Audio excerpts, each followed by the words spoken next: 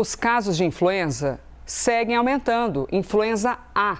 Seguem aumentando no Brasil. A informação foi divulgada pela Fiocruz.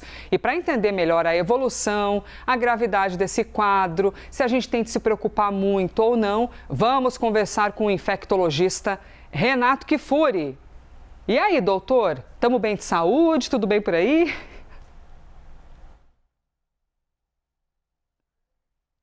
Antecipadamente, desejando boa Páscoa a você, sua família e todos que nos acompanham. Verdade, porque a gente vai se entupir no caso de chocolate, aí na segunda-feira fica escrevendo para os médicos, perguntando o que eu tenho.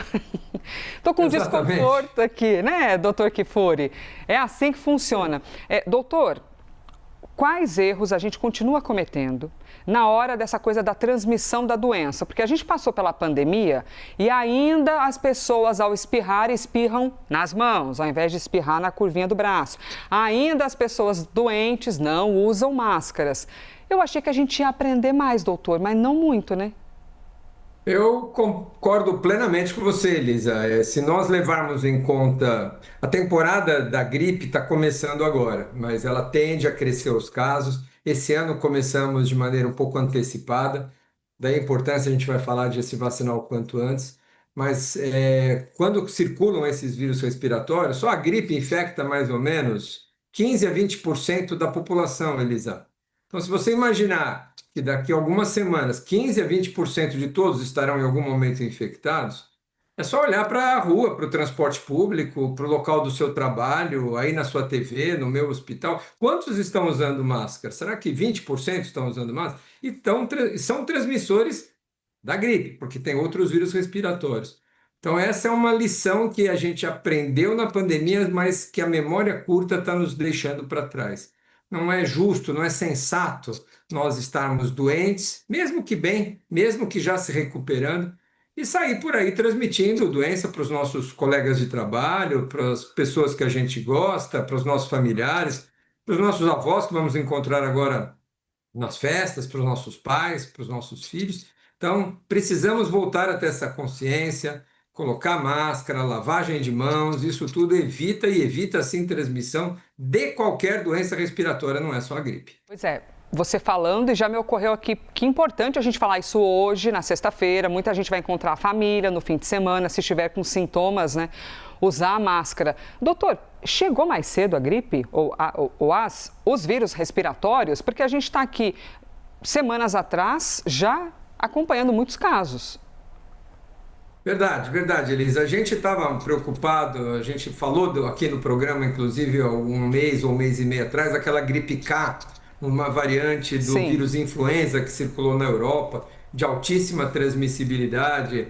É uma influenza, o vírus da gripe, que todo ano se modifica, mas esse ano ele teve uma modificação que o tornou não de maior gravidade. O tempo nos mostrou lá no hemisfério norte que a temporada do inverno deles não foi uma temporada mais grave, mas muito mais casos do que normalmente se tem, ou seja, o vírus ganhou uma capacidade de transmissibilidade maior. Embora a gente tenha poucos dados ainda dos tipos, dos genótipos, né, dos tipos genéticos que estão circulando aqui, provavelmente deve ser alguma cepa do vírus relacionada a esse que circulou no hemisfério norte, que tem maior transmissibilidade, ou que tem antecipado aí a estação do vírus, que normalmente costuma ser lá pelo final de abril, começo de maio, mais perto do inverno.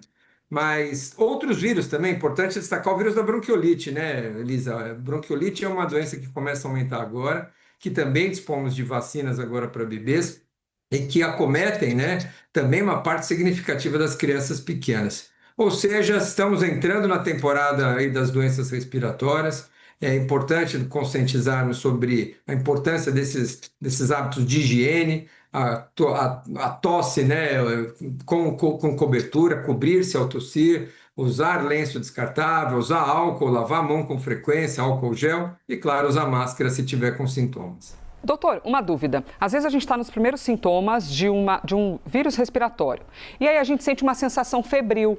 Mas aí quando pega o termômetro, não está exatamente com febre, mas a gente está com uma impressão de que está... Você pode explicar isso para a gente, por favor? Se isso também já é um sinal de que a gente está doente, mas não exatamente isso é sentido no termômetro? Perfeito, esse é o chamado calafrio, que muitas vezes nem sempre vem acompanhado de temperatura elevada, né? Nós temos um termostato no nosso organismo, Elisa, que regula a nossa temperatura.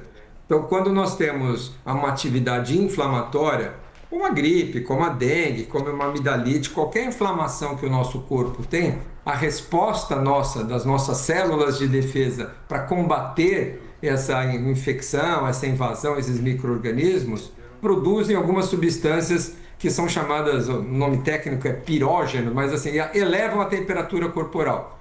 O nosso organismo ali fica lutando para manter nossa temperatura em torno de 70 graus. Então, nessa disputa entre a produção dessas substâncias que elevam a temperatura e o nosso organismo tentar manter essa temperatura normal, acaba dando muitas vezes a sensação que a gente ainda não identifica. Mas é um sinal de alarme. E uma coisa importante que a gente tem que entender, especialmente na pediatria, Elisa, é que a febre, a gente tem que combater um pouco essa que chama de febrefobia, né? Ah, está com febre, precisa baixar a febre de qualquer jeito, é algo... Não, é a defesa do organismo. Quando estamos manifestando febre, é o nosso organismo se defendendo de algum micro-organismo, de algum agente infeccioso. Claro que vamos avaliar o antitérmico, melhorar o conforto daquele indivíduo que está com febre, mas sem aquele desespero de que febre é algum sinal que precise com muita urgência ter uma atitude. Vamos tomar banho, resfriar o corpo, um analgésico antitérmico se necessário e, claro, persistindo os sintomas, precisa ser examinado, né? Doutor, quem tem criança pequena em período de escolinha sabe que é uma incubadora de transmissão de toda semana os pais estão ali adoecendo junto com esses pequenos. Se a Verdadeiros terroristas biológicos. Terroristas, maravilhoso. Porque eles chegam lá lindos, fofinhos, deste tamanhico e são capazes de adoecer a família inteira. A coriza na criança já é um sinal de que, opa, para lá, pode ser que ela esteja dodói, ou criança habitualmente tem muito mais coriza?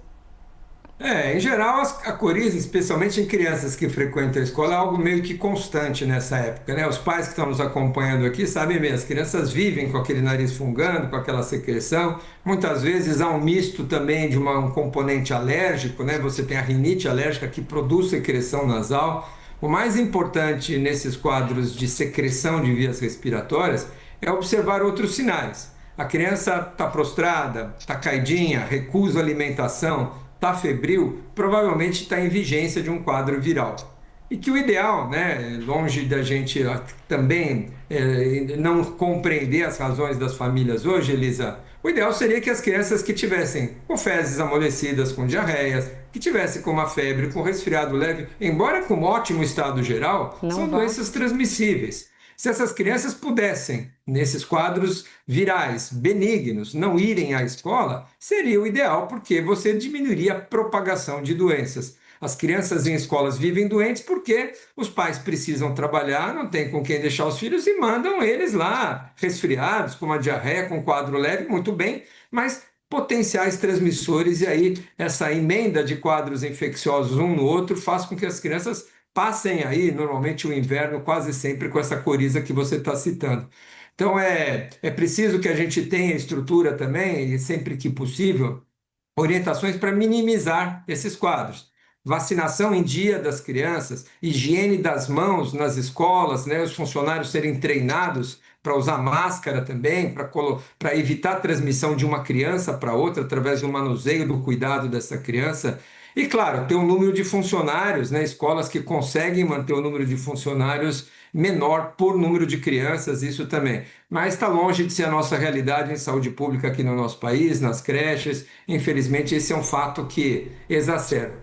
E o que você começou falando, né? Eles trazem para dentro de casa os vírus respiratórios. As crianças transmitem por mais tempo do que adultos, Elisa. Se você pega uma gripe, pega um resfriado, você transmite ali por 3, 5 dias. Em geral, as crianças vão 7 a 10 dias como transmissores. Então, tem mais doenças, transmitem por mais tempo, não é à toa que elas são a porta de entrada, muitas vezes, das epidemias de gripe dentro das famílias. Um pega, outro pega, geralmente quem começou é a criança que está na escola. Bem democrática a criança na época da escola, que passa para todo mundo, toda a família, esse vírus. Doutor Kifuri, muito obrigada e muitos chocolates para o senhor na Páscoa. Vamos terminar só dando o recado da vacinação. A campanha de gripe começou, né, Elisa? Então, lembrar que 70% dos óbitos que acontecem em gripe todos os anos são naqueles grupos chamados prioritários. Idosos, crianças, gestantes, aqueles que têm doenças crônicas, esses são os primeiros que devem ser vacinados todos os anos. E esse ano em especial, por aquilo que a gente começou falando. A estação começou mais cedo. Vamos nos proteger porque justamente essas doenças descompensam esses adultos que têm fatores de risco, muitas vezes hospitalizam, aumentam o risco de infarto, de complicações. Prevenção de gripe é tudo na família toda, mas especialmente para esses grupos. Muito bem. Dado aqui o recado maravilhoso. Obrigada, Dr. Renato Kifuri, infectologista. Bom chocolates e boa Páscoa para você, querida. Obrigada, meu querido. 11h46, e se você for visitar, você está doente, vai visitar uma criança pequenininha, usa máscara. O mesmo para idosos, tá? Nessa Páscoa, para a gente ficar todo mundo feliz e não compartilhar doenças com os outros.